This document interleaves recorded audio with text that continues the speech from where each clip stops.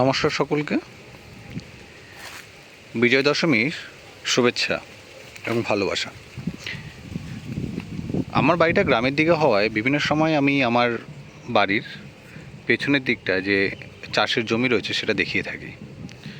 তেমনই আজকেও অন্য রূপে, এক সময় কলা গাছ থাকে, অন্য সময় কুমড়ো চাষ হয়। বাট অনেক দিন হলো প্রবল বৃষ্টির কারণে এই যে জমিতে আপনারা দেখতে পাচ্ছেন চাল কুমড়োর চারা লাগানো রয়েছে, সেগুলো নষ্ট হয়ে গেছিলো। আবার একটু বৃষ্টি কমায়, একটু আবহাওয়া ঠিক হয়, আবার সেগুলো নতুন করে জেগে উঠছে। তো বিভিন্ন সময় আমি আমার বাড়ির পেছনটা দেখিয়ে রাখি।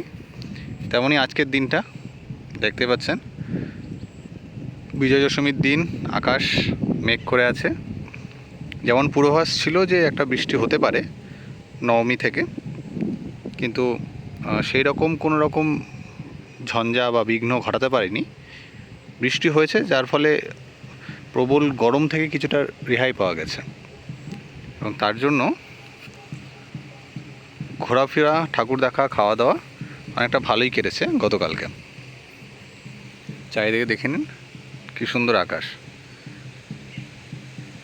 আমার বাড়ির এই অংশটা বাদে, মানে কাজের সূত্রে বিভিন্ন সময় কলকাতায় থাকা হয় বা ব্যস্ততায় থাকা হয়, কিন্তু এতটা খোলা আকাশ, তার সাথেই ঝোড়ো হাওয়া, উড়ে যাওয়া কালো মেঘ, মেঘেদের খেলা, এই জিনিসগুলো অত্যন্ত সুন্দর।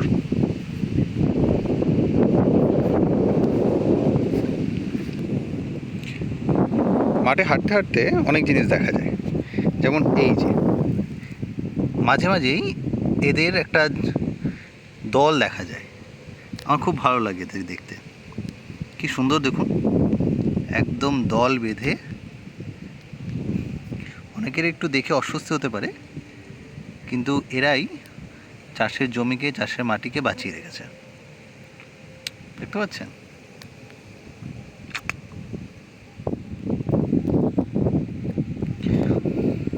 আরও ছোটো ছোটো জিনিস রয়েছে দেখার মতো, দেখানোর মতো, যেগুলো আমি দেখি। তার সাথেই কিছুদিন ধরে চোখে পড়ছে আমাদের এই মাঠটা, মাঠের রাস্তা, তো এখানেই কিছু আমাদেরই মনুষ্য জাতির মানুষরা এই চাষের জমি আশেপাশে এইভাবে কিছুদিন ধরে দেখছি, মানে এটা আগেও ছিল কিন্তু এখন আজকাল খুব বেড়েছে, জায়গাটা আস্তে আস্তে নষ্ট করে দিচ্ছে, যা চাষের জমির জন্য ভালো নয়, দৃষ্টিনন্দনও নয়। কিন্তু কিছু করার নেই, এসব নিয়েই বাঁচতে হবে আমাদের। দূরে ধান ক্ষেত দেখা যাচ্ছে, পাখি সব বসে আছে। বাট ওভারঅল যদি দেখেন, ওই যে আমার বাড়ি, ওখানে দেখা যাচ্ছে আমাদের বাড়ির শেষ এই দিকটায়। আকাশটা কিন্তু খুব চমৎকার লাগছে।